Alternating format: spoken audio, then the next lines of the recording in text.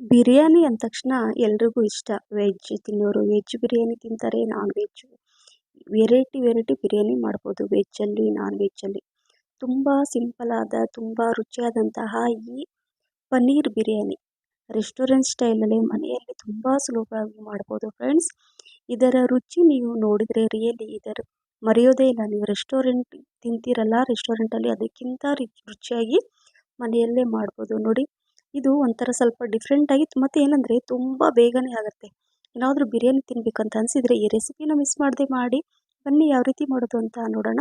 ಇಲ್ಲಿ ನಾನು 200 ಗ್ರಾಮಷ್ಟು ಪನ್ನೀರನ್ನು ತೊಗೊಂಡಿದ್ದೀನಿ. ಪನ್ನೀರು ಅಂದರೆ ಸ್ವಲ್ಪ ತೊಳ್ಕೊಳ್ಳೋಣ ಡೈರೆಕ್ಟಾಗಿ. ಯಾವುದೇ ಪನ್ನೀರ್ ಏನೇ ಯೂಸ್ ಮಾಡಿ ಸ್ವಲ್ಪ ತೊಳೆದ್ಬಿಟ್ಟೆ ಯೂಸ್ ಮಾಡಿ.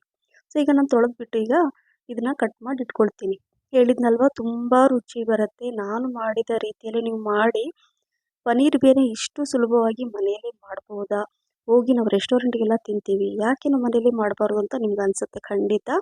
ಈಗ ನಾನು ನೋಡಿ ಈ ರೀತಿಯಾಗಿ ಎಲ್ಲ ಒಂದೇ ಸೈಜಲ್ಲಿ ಕಟ್ ಮಾಡಿಕೊಂಡು ಈಗ ಒಂದು ಬಟ್ಲಲ್ಲಿ ಹಾಕ್ಕೊಂಡಿದ್ದೀನಿ ನೋಡಿ. ಈ ಸೈಜಲ್ಲಿ ಇರಬೇಕು.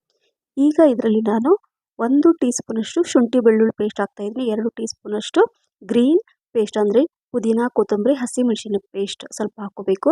ಸ್ವಲ್ಪ ಅರಿಶಿಣ, ಸ್ವಲ್ಪ ಜೀರಿಗೆ ಪುಡಿ, ಸ್ವಲ್ಪ ಧನಿಯಾ ಪುಡಿ, ಹಾಗೆ ಸ್ವಲ್ಪ ಗರಂ ಮಸಾಲ 1/4 ಟೀ ಸ್ಪೂನಷ್ಟು, ರುಚಿಗೆ ತಕ್ಕಷ್ಟು ಉಪ್ಪು ಮತ್ತು 2 ರಿಂದ 3 ಟೀ ಸ್ಪೂನಷ್ಟು ಮೊಸರು ಕರ್ಡ್ ಹಾಕ್ಕೋಬೇಕಾಗತ್ತೆ. ಮೊಸರು ಹಾಕ್ಕೊಂಡು ನೀಟಾಗೆಲ್ಲ ಈ ರೀತಿಯಾಗಿ ಮಿಕ್ಸ್ ಮಾಡ್ಕೋಬೇಕು. ಮಿಕ್ಸ್ ಮಾಡ್ಕೊಂಡ ನಂತರ ಇದನ್ನು ಸ್ವಲ್ಪ ಹೊತ್ತು ಒಂದು 5 ರಿಂದ 10 ನಿಮಿಷ ಹಾಗೆ ಇಡೋಣ. ಅಷ್ಟರಲ್ಲಿ ನಾನು ಇಲ್ಲಿ ಅನ್ನನ ಬೇಯಿಸಲಿಕ್ಕೆ ಇಡ್ತೀನಿ. ಇಲ್ಲಿ ನಾನು ಅಂದರೆ ಮಣ್ಣಿನ ಪಾತ್ರೆನ ಯೂಸ್ ಮಾಡ್ತಾ ಇದ್ದೀನಿ. ಇದರಲ್ಲಿ ಮಾಡೋದು ಅಡುಗೆ ತುಂಬ ರುಚಿಯಾಗಿರುತ್ತೆ. ಇಲ್ಲಿ ನಾನು ಒಂದು ಪಾತ್ರೆ ಇಟ್ಕೊಂಡು ಇದರಲ್ಲಿ ಒಂದು 3 ರಿಂದ 4 ಗ್ಲಾಸ್ ಅಷ್ಟು ನೀರನ್ನು ಹಾಕ್ಕೊಳ್ತೀನಿ. ಪಲಾವ್ ಎಲೆ ಹಾಕ್ಕೋಬೇಕು, 2 ಇಂಚಷ್ಟು ಚಕ್ಕೆ, ಸ್ವಲ್ಪ ಬಡೆ ಸೋಪು, 4 ರಿಂದ 5 ಲವಂಗ, ಹಾಗೆ 4 ರಿಂದ 5 ಏಲಕ್ಕಿ, ರುಚಿಗೆ ತಕ್ಕಷ್ಟು ಉಪ್ಪು. ಅಂದರೆ ಸ್ವಲ್ಪ ಉಪ್ಪು ಹೆಚ್ಚು ಕಡಿಮೆ ನೋಡಿಕೊಂಡು ಹಾಕ್ಕೋಬೇಕು. ಯಾಕಂದರೆ ನಾನು ತೋರಿಸ್ತೀನಿ, ಆಮೇಲೆ ಬೇಕಾದರೆ ಮತ್ತೆ ಆ್ಯಡ್ ಮಾಡ್ಬೋದು. ನಾವು ಪನ್ನೀರಲ್ಲೂ ಕೂಡ ಉಪ್ಪನ್ನು ಹಾಕಿದ್ದೀವಿ. ಸೊ ಈಗ ನೀರು ಬಿಸಿ ಆಗೋದ್ರೊಳಗೆ ಇಲ್ಲಿ ನಾನು ಬಾಸುಮತಿ ರೈಸನ್ನು ಯೂಸ್ ಮಾಡ್ತಾ ಇದ್ದೀನಿ. ಅಥವಾ ನೀವು ಯಾವುದಾದ್ರೂ ಮನೆಯಲ್ಲೇ ರೆಗ್ಯುಲರಾಗಿ ಯೂಸ್ ಮಾಡುವಂಥ ಅಕ್ಕಿ ಕೂಡ ಮಾಡಿ. ಬಟ್ ಬಾಸುಮತಿ ರೈಸನ್ನು ಯೂಸ್ ಮಾಡಿ ಈ ಪನ್ನೀರ್ ಬಿರಿಯಾನಿ ಮಾಡಿದರೆ ತುಂಬ ರುಚಿಯಾಗಿರುತ್ತೆ. ಹಾಗಾಗಿ ಇಲ್ಲಿ ನಾನು ಒಂದು ಅರ್ಧ ಅಥವಾ ಒಂದು ಅರ್ಧಕ್ಕಿಂತ ಸ್ವಲ್ಪ ಕಮ್ಮಿ ಇದೆ, 1/4 ಗ್ಲಾಸ್ ಅಂತ ಹೇಳ್ಬೋದು ನೋಡಿ. ಇಷ್ಟು ಅಕ್ಕಿನ ಹಾಕ್ಕೊಂಡು ಈಗ ಇದನ್ನು ನಾನು ಒಂದು 2 ರಿಂದ 3 ಟೈಮ್ ನೀಟಾಗಿ ತೊಳ್ಕೊಂಡು ಈಗ ತಂದಿದ್ದೀನಿ. ಸೊ ಈಗ ಅಕ್ಕಿ ತೊಳೆದಿರೋದನ್ನು ಈಗ ಏನು ಮಾಡ್ತಾ ಇದ್ದೀನಿ ಅಂದರೆ, ಈಗ ನೀರು ಕುದೀತಾ ಇದೆ ಅಲ್ವಾ, ಬಿಸಿಯಾಗಿದೆ ನೀರು, ಅದನ್ನು ಇದರಲ್ಲಿ ಹಾಕ್ಕೋಬೇಕು. ಹಾಕ್ಕೊಂಡು ಒಂದು ಮೀಡಿಯಮ್ ಫ್ಲೇಮಲ್ಲಿ ಇದನ್ನು ಕುದಿಲಿಕ್ಕೆ ಬಿಡ್ತೀನಿ. ಈಗ ಇಲ್ಲಿ ಅಂದರೆ ಉದುರಾಗಿ ಬರಬೇಕು ಅನ್ನ. ಹಾಗಾಗಿ ಇಲ್ಲಿ 1 ಟೀ ಸ್ಪೂನಷ್ಟು ನಾನು ತುಪ್ಪನ ಹಾಕ್ಕೊಳ್ತಾ ಇದ್ದೀನಿ. ತುಪ್ಪ ಹಾಕ್ಕೊಂಡ್ರೆ ಚೆನ್ನಾಗಿ ಬರುತ್ತೆ ಒಂದಕ್ಕೊಂದು ಅನ್ನ, ಅಂದರೆ ರೈಸ್ ಅಂಟ್ಕೊಳ್ಳಲ್ಲ, ತುಂಬ ಚೆನ್ನಾಗಿ ಬರುತ್ತೆ. ಒಂಥರ ಶೈನಿಂಗ್ ಇರುತ್ತೆ ರೈಸು, ತುಂಬ ರುಚಿಯಾಗಿರುತ್ತೆ. ಈಗ ಇದನ್ನು ಸೈಡಲ್ಲಿ ನಾನು ಕುದಿಲಿಕ್ಕೆ ಇಡ್ತೀನಿ. ಸೊ ಅಷ್ಟರಲ್ಲಿ ನಾವೇನು ಪನ್ನೀರ್ ನಾನು ಮಿಕ್ಸ್ ಮಾಡಿಟ್ಟಿದ್ದೀನಲ್ವ ಎಲ್ಲ ಮಸಾಲೆ, ಈಗ ಅದನ್ನು ಒಗ್ಗರಣೆ ಹಾಕ್ಕೋಬೇಕು. ಇಲ್ಲೂ ಅಷ್ಟೇ ನಾನು ಒಂದು ಪಾತ್ರೆನ ಇಟ್ಕೊಂಡಿದ್ದೀನಿ, ಸ್ವಲ್ಪ ಬಿಸಿ ಆಗಲಿ ಅದು. ಈಗ ಇಲ್ಲಿ ಒಂದು ಈರುಳ್ಳಿ ನಾನು ನೀಟಾಗಿ ಅಂದರೆ ಸ್ವಲ್ಪ ಸಿಪ್ಪೆ ಎಲ್ಲ ತೆಗೆದು ತೊಳೆದು ಹೆಚ್ಕೊಂಡಿದ್ದೀನಿ. ಅಷ್ಟರಲ್ಲಿ ಸೈಡಲ್ಲಿ ಕೂಡ ನಾನು ಅನ್ನ ಚೆಕ್ ಮಾಡ್ತಾ ಇರ್ತೀನಿ. ಹಾಗೆ ಇಲ್ಲಿ ಒಂದು 7 ರಿಂದ 8 ಟೀ ಸ್ಪೂನಷ್ಟು ಎಣ್ಣೆ ಹಾಕ್ಕೊಂಡಿದ್ದೀನಿ. ಎಣ್ಣೆ ಬಿಸಿ ಆಗೋದ್ರೊಳಗೆ ನಾನು ಅನ್ನನ ಅಂದರೆ ಮೇಲೆ ನೊರೆ ಬರುತ್ತಲ್ವ ಬುರುಗು, ಅದನ್ನೆಲ್ಲ ಸ್ವಲ್ಪ ತೆಗೆದು ಚೆಲ್ಬಿಡಬೇಕು. ಚೆನ್ನಾಗಿರುತ್ತೆ ರೈಸು. ಎಣ್ಣೆ ಬಿಸಿ ಆದಮೇಲೆ ಪಲಾವ್ ಎಲೆ, ಏಲಕ್ಕಿ, ಸ್ವಲ್ಪ ಬಡೆ ಸೋಂಪು, ಹಾಗೆ ಲವಂಗ, ನಂತರ ಹೆಚ್ಚಿರುವಂಥ ಒಂದು ಈರುಳ್ಳಿನ ಹಾಕ್ಕೊಂಡು ಸ್ವಲ್ಪ ಈರುಳ್ಳಿ ಸ್ವಲ್ಪ ಕಲರ್ ಚೇಂಜ್ ಆಗಬೇಕು. ಫುಲ್ ಬ್ರೌನ್ ಕಲರ್ ಆಗೋ ತನಕ ಈರುಳ್ಳಿನ ಫ್ರೈ ಮಾಡ್ಕೋಬೇಕು. ಬಿರಿಯಾನಿಗೆಲ್ಲ ಈರುಳ್ಳಿನ ಫ್ರೈ ಮಾಡಿ ಮೇಲಿಂದೆಲ್ಲ ಹಾಕ್ತೀವಿ, ಬಟ್ ನಾನು ಆ ರೀತಿ ಮಾಡ್ತಾ ಇಲ್ಲ. ಮೊದಲೇ ಇಲ್ಲಿ ನಾನು ಚೆನ್ನಾಗಿ ಅದು ಕುಕ್ ಆಗ್ತಾ ಇರುತ್ತೆ. ಅಷ್ಟರಲ್ಲಿ ನೋಡಿ ರೈಸ್ ಕೂಡ ಒಂದು 75% ರೈಸು ಕುಕ್ ಆಗಬೇಕು, ಜಾಸ್ತಿ ಬೇಡ.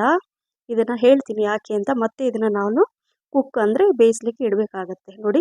ಸ್ವಲ್ಪ ಗಟ್ಟಿಯಾಗಿ ಇರಬೇಕು. ಈ ರೀತಿಯಾಗಿ ಗಟ್ಟಿಯಾಗಿದ್ದರೆ ರೈಸು ತುಂಬ ಚೆನ್ನಾಗಿರುತ್ತೆ, ಉದುರಾಗಿ ಬರುತ್ತೆ. ಆಮೇಲೆ ಕೂಡ ಬೇಯಿಸ್ತೀನಿ.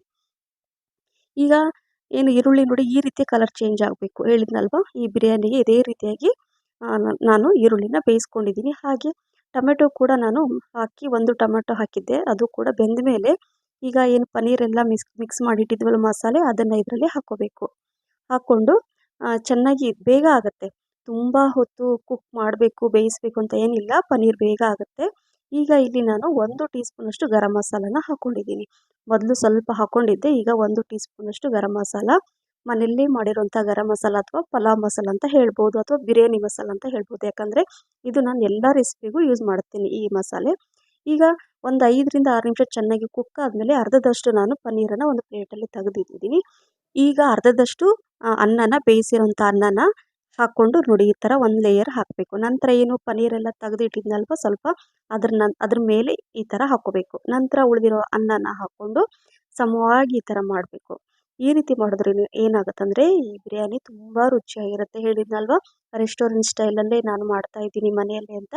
ನೋಡಿ ಈ ಥರ ಎಲ್ಲ ಹಾಕಿದ ಮೇಲೆ ಈಗ ಸ್ವಲ್ಪ ಮೇಲೆ ಗರಂ ಮಸಾಲ ಹಾಕ್ತಾಯಿದ್ದೀನಿ. ಜಸ್ಟ್ ಒಂದು 1/4 ಟೀ ಸ್ಪೂನಷ್ಟು ಗರಂ ಮಸಾಲ ಹಾಕ್ಕೋಬೇಕು. ಈಗ 2ರಿಂದ 3 ಟೀ ಸ್ಪೂನಷ್ಟು ತುಪ್ಪ ಹಾಕ್ಕೊಳ್ತಾ ಇದ್ದೀನಿ. ತುಪ್ಪ ಕೂಡ ಮನೇಲೇ ಮಾಡಿರೋಂಥ ತುಪ್ಪ. ನೋಡಿ ಮೊದಲು ನಾನು ಗರಂ ಮಸಾಲ ಹಾಕಿದೆ, ತುಪ್ಪ ಹಾಕಿದೆ. ಈಗ ಒಂದು 4ರಿಂದ 5 ಟೀ ಸ್ಪೂನಷ್ಟು ಹಾಲಲ್ಲಿ ಇದು ಫುಡ್ ಕಲರ್, ಜಸ್ಟ್ ಒಂದು ಚಿಟಿಕೆ ಫುಡ್ ಕಲರ್ ಹಾಕಿಬಿಟ್ಟು ಮಿಕ್ಸ್ ಮಾಡಿ ಈ ರೀತಿಯಾಗಿ ಹಾಕ್ಕೋಬೇಕು. ಅವಾಗ ಏನಾಗುತ್ತಂದರೆ ರೆಸ್ಟೋರೆಂಟ್ ಸ್ಟೈಲಲ್ಲೇ ರೈಸ್ ಬರುತ್ತೆ. ಸ್ವಲ್ಪ ಹೆಚ್ಚಿರುವಂತಹ ಪುದೀನ ಸೊಪ್ಪು ಮತ್ತು ಕೊತ್ತಂಬರಿ ಸೊಪ್ಪು ಎರಡೂ ಹಾಕ್ಕೊಂಡಿದ್ದೀನಿ. ಸ್ವಲ್ಪ ಜಾಸ್ತಿ ಪ್ರಮಾಣದಲ್ಲಿ ಹಾಕ್ಕೊಂಡು ಇದನ್ನು ಮುಚ್ಚಿಟ್ಬಿಡಬೇಕು. ಸೊ ಈ ಲಿಡ್ಡನ್ನು ಮುಚ್ಚಿದ ಮೇಲೆ ನಾನು ಹೇಳಿದ್ನಲ್ವ ಇದಕ್ಕೆ ದಮ್ ಕೊಡಬೇಕು. ದಮ್ 2 ರೀತಿಯಲ್ಲಿ ಕೊಡ್ಬೋದು. ಒಂದು ಈ ರೀತಿಯಾಗಿ ಕೊಡ್ಬೋದು, ಒಂದಿಲ್ಲ ಅಂದರೆ ಗೋಧಿ ಹಿಟ್ಟನ್ನು ಕಲಿಸ್ಬಿಟ್ಟು ಮೇಲೆ ಏನು ನೀವು ಪ್ಲೇಟ್ ಮುಚ್ಚಿದ್ರಲ್ಲ ಅದಕ್ಕೆಲ್ಲ ಕವರ್ ಮಾಡ್ಬೋದು, ಆ ರೀತಿಯಾಗೂ ಕೊಡ್ಬೋದು. ನಾನು ಇವತ್ತು ಈ ರೀತಿಯಾಗಿ ಅಂದರೆ ಕ್ವಾಂಟಿಟಿ ಕಡಿಮೆ ಇದೆ ಅಲ್ವಾ, ಸೊ ಹಾಗಾಗಿ ನಾನು ಈ ರೀತಿಯಾಗಿ ನೋಡಿ ಒಂದು ಹಂಚಿಟ್ಟಿದ್ದೀನಿ. ಸಿಮ್ಮಲ್ಲೇ ಇದು ಒಂದು 10 ನಿಮಿಷ ನಾನು ದಮ್ ಕೊಡ್ತಾ ಇದ್ದೀನಿ ಈ ರೀತಿಯಾಗಿ. ಸೊ ಈಗ ಒಂದು 10 ನಿಮಿಷದ ನಂತರ ನಾನು ಗ್ಯಾಸ್ ಫ್ಲೇಮನ್ನು ಆಫ್ ಮಾಡಿಬಿಟ್ಟು ನಿಮಗೆ ತೋರಿಸ್ತೀನಿ. ನೋಡಿ ತುಂಬ ಚೆನ್ನಾಗಿ ಬಂದಿದೆ. ಮೊದಲು ನಾವು ರೈಸನ್ನು 75% ಅಷ್ಟು ಬೇಯಿಸಿದ್ದೀವಿ. ನಂತರ ಈ ರೀತಿಯಾಗಿ ದಮ್ ಕೊಟ್ಟರೆ ರೈಸ್ ತುಂಬ ಚೆನ್ನಾಗಿ ರುಚಿ ಬರುತ್ತೆ, ಉದುರುದುರಾಗಿ ಬರುತ್ತೆ. ರಿಯಲಿ ಫ್ರೆಂಡ್ಸ್, ಯಾವ ರೆಸ್ಟೋರೆಂಟಲ್ಲೂ ಸಿಗಲ್ಲ, ಅಷ್ಟೊಂದು ರುಚಿಯಾಗಿರುತ್ತೆ ನೋಡಿ ಅಲ್ವಾ.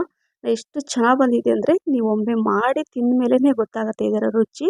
ಹಾಗಾಗಿ ಮಿಸ್ ಮಾಡದೆ ಒಮ್ಮೆ ಮಾಡಿ ಅಂತ ಹೇಳ್ತಾ ಇದ್ದೀನಿ. ನೋಡಿ ತುಂಬ ಚೆನ್ನಾಗಿ ಬಂದಿದೆ. ಈ ಪನ್ನೀರ್ ದಮ್ ಬಿರಿಯಾನಿ ಅಂತ ಕೂಡ ಹೇಳ್ಬೋದು. ಹಾಗಾಗಿ ರೆಸ್ಟೋರೆಂಟ್ ಸ್ಟೈಲಲ್ಲಿ ನಾನು ತುಂಬ ಸಿಂಪಲಾಗಿ ಮನೆಯಲ್ಲೇ ಮಾಡಿದ್ದೀನಿ. ನಿಮ್ಗೆಲ್ರಿಗೂ ಇಷ್ಟ ಆಗಿದೆ ಅಂತ ಅಂದ್ಕೊಂಡಿದ್ದೀನಿ ಫ್ರೆಂಡ್ಸ್. ಈ ರೀತಿ ಮಾಡಿ ನೀವು ಮನೆಗೆ ಎಲ್ರಿಗೂ ಕೊಡಿ. ನೀವು ರಿಯಲಿ ಅವರೆಲ್ಲ ತಿಂದು ಮತ್ತೆ ಪದೇ ಪದೇ ಇದೇ ರೀತಿ ಮಾಡು ಅಂತ ಹೇಳ್ತಾರೆ. ಮನೆಯಲ್ಲೇ ಮಾಡಿದ್ದೀವಂತ ಹೇಳಿದರೆ ಅವ್ರು ನಂಬೋದಿಲ್ಲ, ಅಷ್ಟು ರುಚಿಯಾಗಿರುತ್ತೆ ಇದು. ಹಾಗಾಗಿ ಮಿಸ್ ಮಾಡದೆ ನೀವು ಮಾಡಿ ಅಂತ ಹೇಳ್ತಾ, ಈ ರೆಸಿಪಿ ನಿಮಗೆ ಇಷ್ಟ ಆಗಿದ್ರೆ ಲೈಕ್, ಶೇರ್, ಕಮೆಂಟ್ಸ್ ಮತ್ತು ಸಬ್ಸ್ಕ್ರೈಬ್ ಮಾಡೋದನ್ನು ಮರಿಬೇಡಿ. ಹಾಗೆ ನಿಮ್ಮ ಫ್ರೆಂಡ್ಸ್ ಮತ್ತು ಫ್ಯಾಮಿಲಿ ಕೂಡ ಶೇರ್ ಮಾಡಿ. ನನ್ನ ಫೇಸ್ಬುಕ್ ಪೇಜ್ ಫಾಲೋ ಮಾಡೋದನ್ನು ಮರಿಬೇಡಿ ಅಂತ ಹೇಳ್ತಾ, ನೋಡಿದ್ರಲ್ಲ ಎಷ್ಟು ರುಚಿಯಾಗಿ ಕಾಣಿಸ್ತಾ ಇದೆ. ನೋಡ್ಲಿಕ್ಕೆ ಕೂಡ ತುಂಬ ಚೆನ್ನಾಗಿ ಕಾಣಿಸ್ತಾ ಇದೆ. ರುಚಿ ಅಂತೂ ಸೂಪರ್. ಮತ್ತೆ ಇನ್ನೊಂದು ರೆಸಿಪಿ ಜೊತೆ ಸಿಗ್ತೀನಿ. Thank you for watching. Bye.